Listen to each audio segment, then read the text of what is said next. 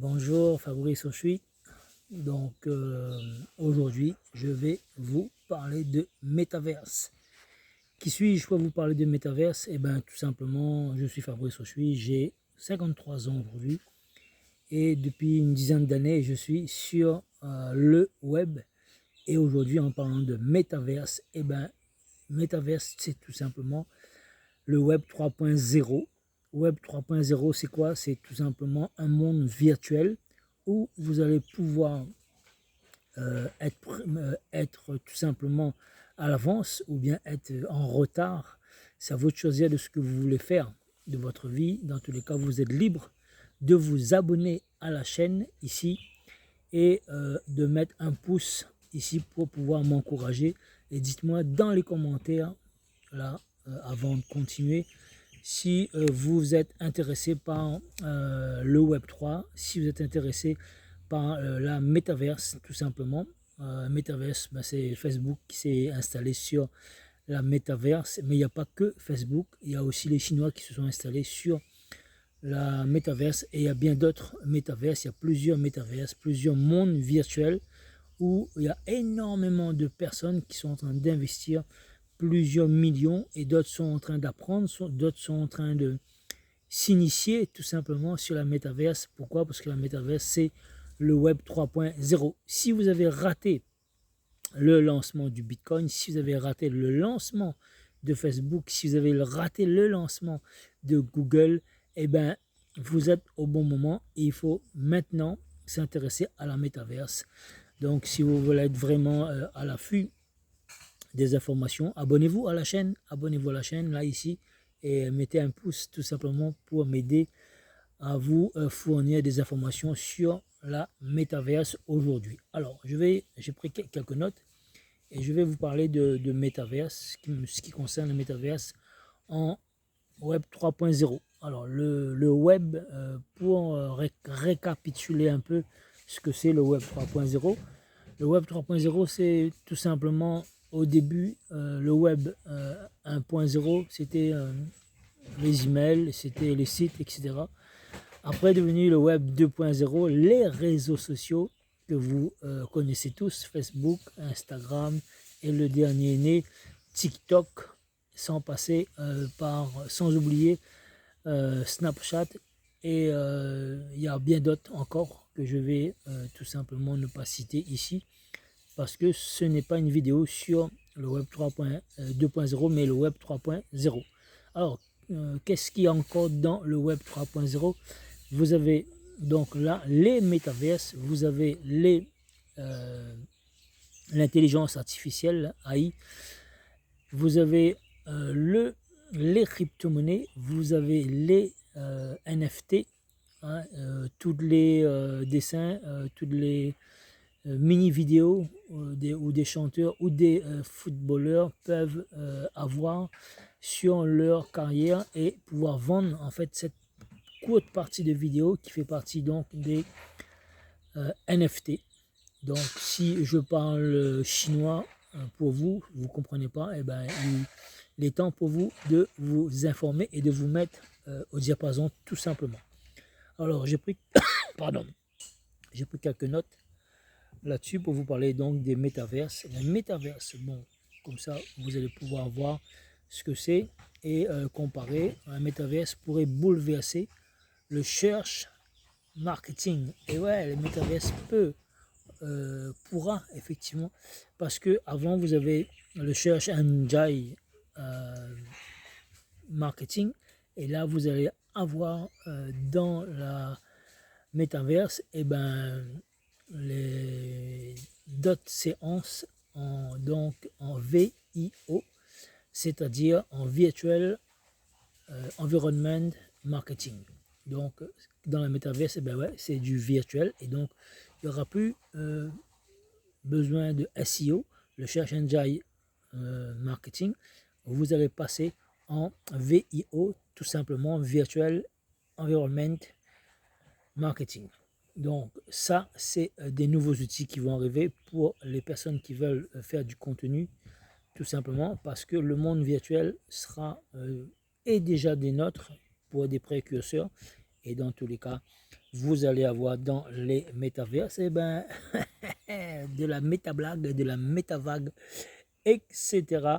On va faire des jeux de mots tout simplement. Le terme de métaverse et sa déclinaison anglophone sur la contraction des méta et des univers tout simplement. Il apparaît pour la première fois dans le Samouraï virtuel. Et ouais, on va couper, trancher à coup de Samouraï.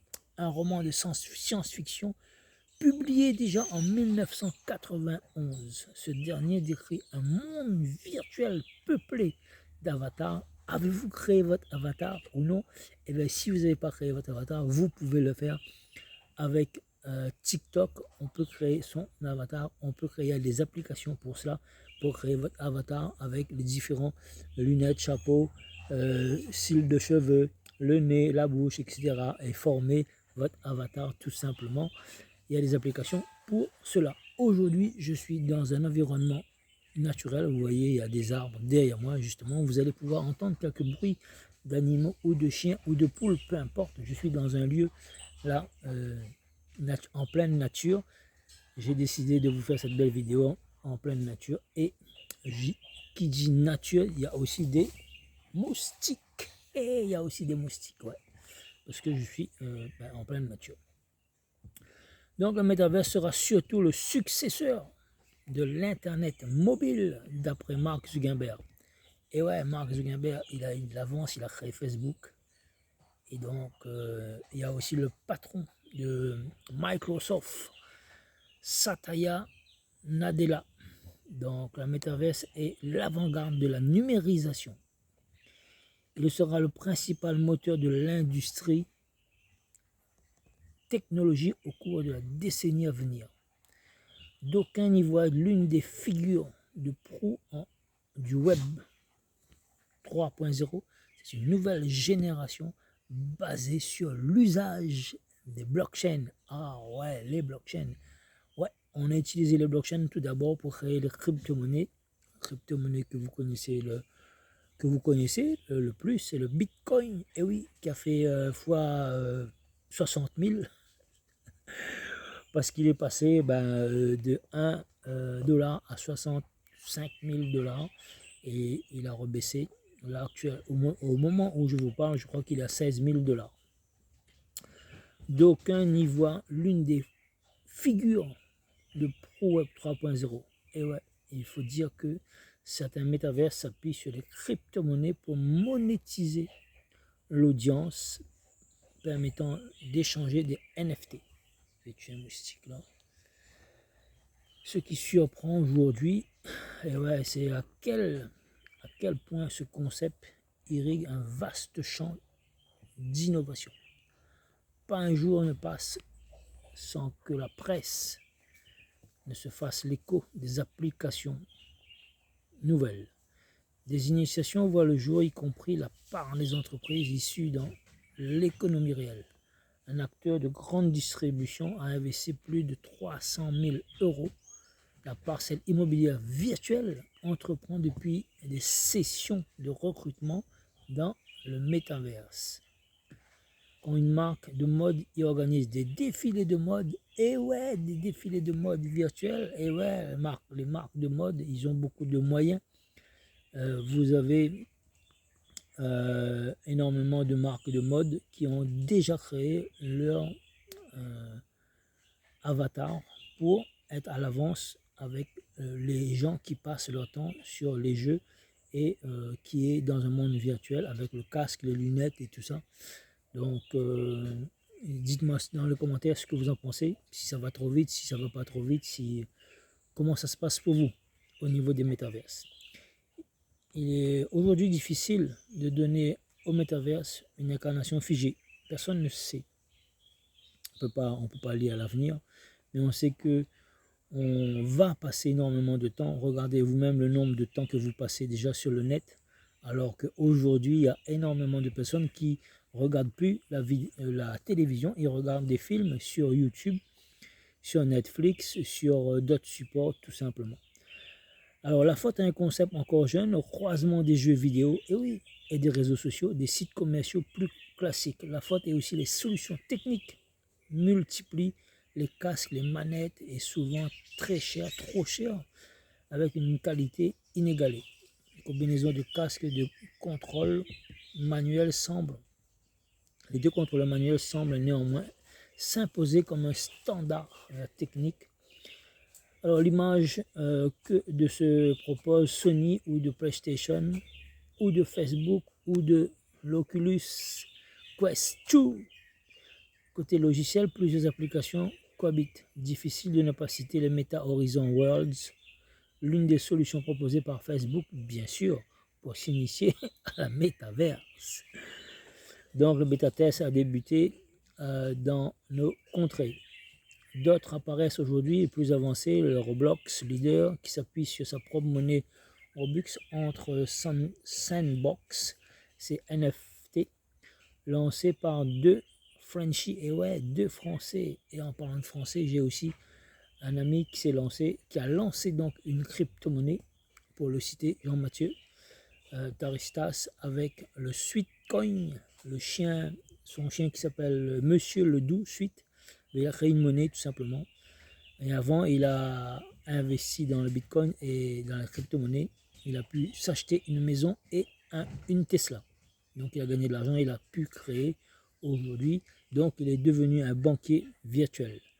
Des applications de plus en plus spécialisées émergent également, comme le Big Screen, qui vise à reproduire l'expérience des salles de cinéma. Et ouais, foisonnement est un terrain de jeu immense qu'il reste à dénicher. Et ouais, Baidu, premier moteur de recherche lancé en application dans la métaverse. Si Google avance à pas feutrés, ce n'est pas le cas de tous ses concurrents.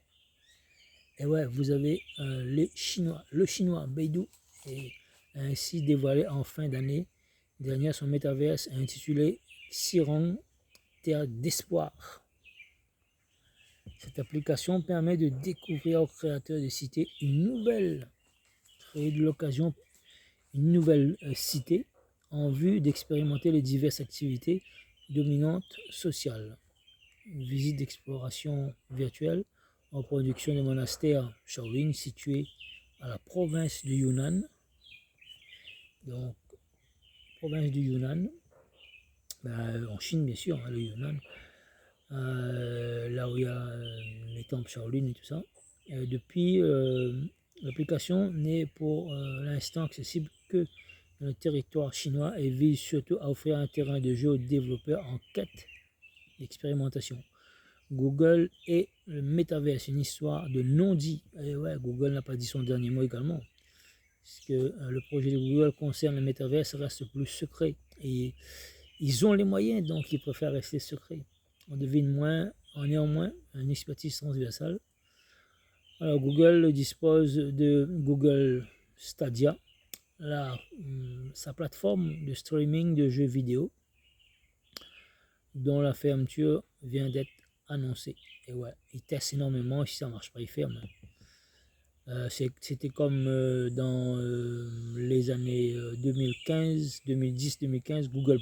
Aujourd'hui, c'est un réseau qui n'existe plus parce qu'il n'a pas su percer.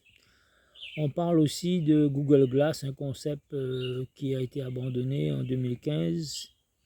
Mais rien n'est abandonné puisque ça va peut-être reprendre dans le monde virtuel de la métaverse. Voilà, c'était Fabrice Rochuy. On a parlé de métaverse aujourd'hui. Dites-moi dans les commentaires si vous avez aimé les informations que j'ai recherchées pour vous en pleine nature, pour vous donner ces informations, tout simplement. Et si vous avez aimé ou pas, et si vous avez aimé, dites-moi, je vais continuer. Si vous n'avez pas aimé, je vais cesser et je vais arrêter. Et dites-moi aussi quels sont les sujets que vous aimez, ou que vous aimeriez que je fasse des recherches pour vous faire des vidéos. Voilà, je vous dis salut, je vous dis bonne année, je vous dis bon succès et prenez le meilleur pour cette année nouvelle. Bisous, ciao ciao, c'était Fabrice Rochuy, fondateur du groupement européen des professionnels plus dynamiques et plus audacieux.